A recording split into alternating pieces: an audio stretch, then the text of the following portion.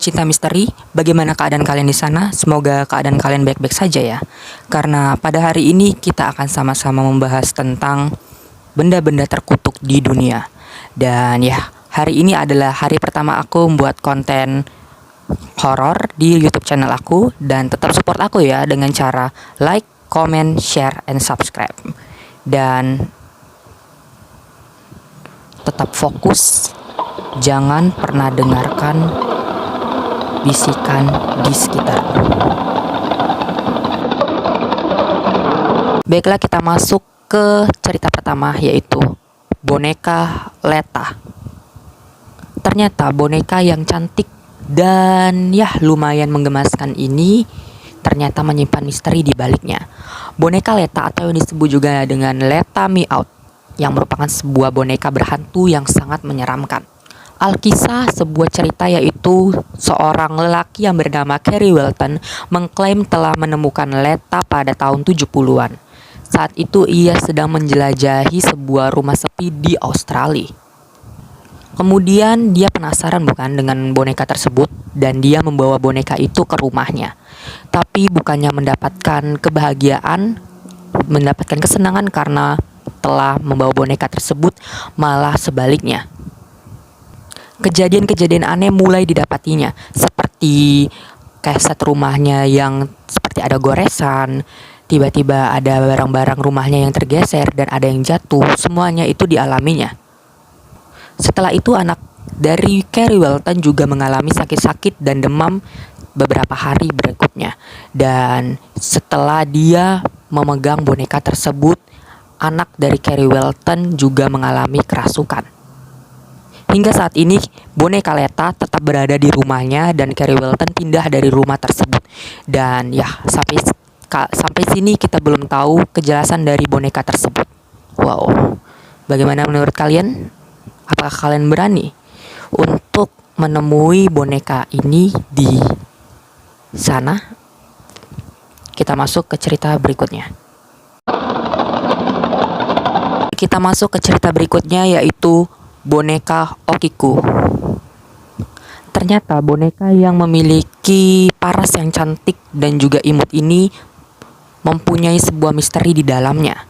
Boneka yang terkenal di daerah Jepang di Hokkaido ini memiliki banyak sekali pertanyaan.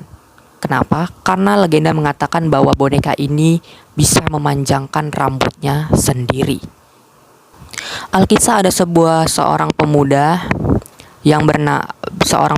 berusia 17 tahun yang ingin membeli sebuah boneka untuk adiknya yang bernama Okiku. Saat itu tahun 1918. Boneka itu dibeli di Sapporo. Ketika pemuda tersebut sedang berjalan-jalan, ia melihat boneka yang menawan dan langsung membelinya. Okiku sering bermain dengan boneka tersebut dan menjadikannya seorang sahabat. Pada suatu hari, ketika boneka tersebut berada di rumah keluarga Okiku, mereka menyadari bahwa ada hal yang janggal setelah boneka tersebut ada di rumah mereka. Pasalnya banyak sekali kejadian-kejadian aneh yang menimpa mereka, terutama saat malam hari, ketika ada lampu yang bergeser dan suara-suara aneh yang membuat mereka merasa tidak nyaman. Kemudian pada tahun 1919, Okiku terjangkit demam kuning. Gadis kecil itu kesulitan bernapas hingga membuatnya meninggal dunia. Okiku berusia 3 tahun ketika ia meninggal, dan dia mengembuskan nafas terakhirnya dengan memeluk boneka tersebut. Keluarga Okiku ingin menguburnya dengan boneka tersebut, namun tidak terlaksana.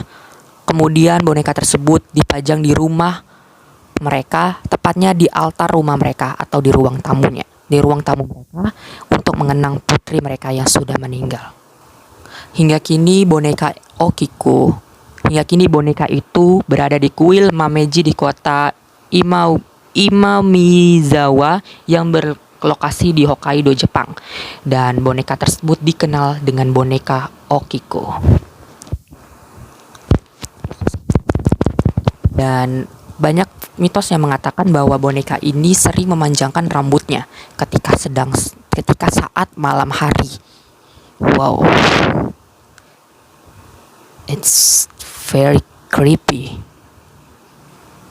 kalian berani bertemu dengan boneka Okiku? Kita lanjut ke cerita berikutnya. Gaun pernikahan Anna Baker. Anna Baker merupakan seorang gadis desa di Altona. Ayahnya bernama Elias Baker, merupakan seorang pandai besi kaya raya. Suatu hari, ayahnya ingin menjodohkan putrinya kepada seorang bangsawan. Hingga datang seorang pemuda, anak seorang bangsawan, yang membujuk ayahnya agar Elias Baker bersedia menikahkan Anna Baker dengan dirinya. Elias Baker tentu saja menerima tawaran tersebut. Seperti rencananya yang di awal, ia ingin menikahkan putrinya dengan kaum bangsawan. Memang terlihat sering menggunakan pakaian mahal, perhiasan mewah, dan hidup yang bergelimpangan harta. Berbanding terbalik dengan penampilan Anna yang sederhana. Namun rupanya Anna telah memiliki seorang kekasih yang merupakan pegawai yang bekerja pada ayahnya. Pria pilihan Anna tersebut memang bukan dari keluarga bangsawan, tapi dia seorang pekerja keras yang terkenal jujur dan tampan. Sang ayah murka dengan keputusan dari Anna Baker. Kemudian Anna tidak ingin menikah dengan jodoh pilihan dari ayahnya. Mendengar perkataan Anna, ayah dari Anna ingin mengusir pria pilihan Anna dan memecatnya dan diusir dari tempat kerjanya juga. Anna kemudian mengancam ingin tidak makan, tidak minum, dan ingin mengurung dirinya di kamar selama-lamanya. Kemudian ayahnya tidak kuasa menahan tangis dan memerintahkan para prajuritnya atau para pesuruhnya untuk mencari lelaki pilihan Anna tersebut. Namun nasi sudah menjadi bubur. Pria tersebut tidak ditemukan sama sekali. Bertahun-tahun Anna mengurung diri di kamarnya bersama dengan sulaman dari gaun pengantin yang dia sulam sendiri untuk pria pilihannya. Dan dia sebagai perawan tua tidak mau move on sama sekali. Kemudian Anna Baker mati pada tahun 1914 dan di akhir hidupnya dia menyimpan gaun yang sempat dia sulam itu.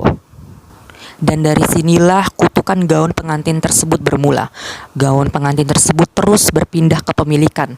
Setiap pengantinnya menggunakan gaun tersebut, mereka akan mendapatkan berbagai macam teror yang mengerikan.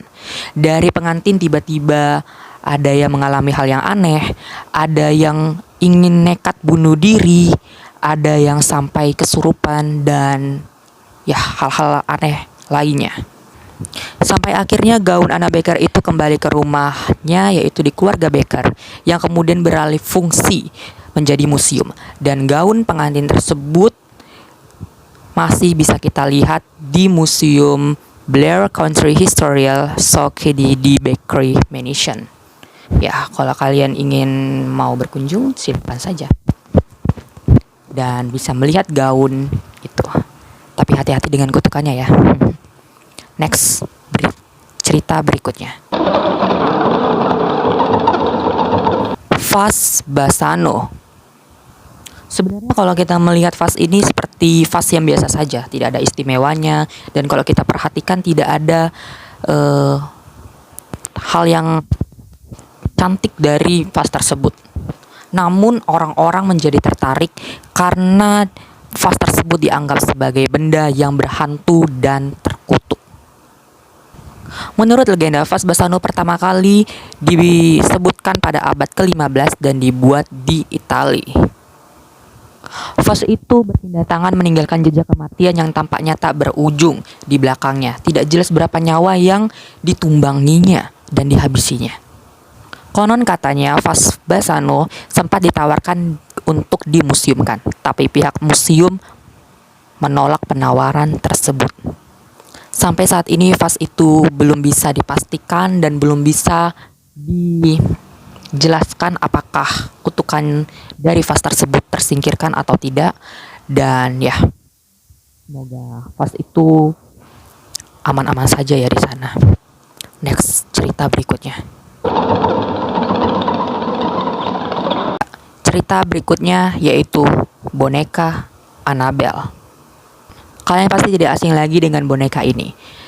Boneka ini pertama kali terlihat pada tahun 1970 saat dimiliki oleh seorang suster rumah sakit bernama Donna.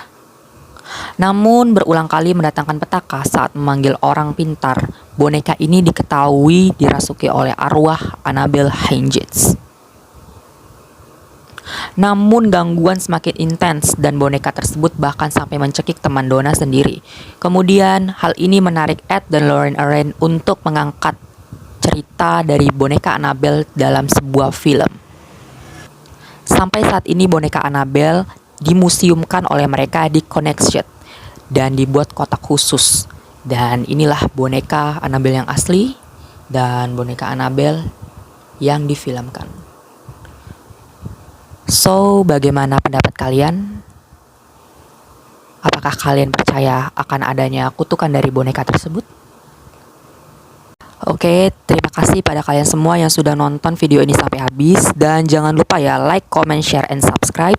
Dan jangan lupa nyalakan juga notifikasinya. Dan terima kasih untuk kalian yang udah subscribe channel ini. Dan tunggu updatean aku selanjutnya setiap hari Senin, Kamis, dan Minggu. Sampai jumpa.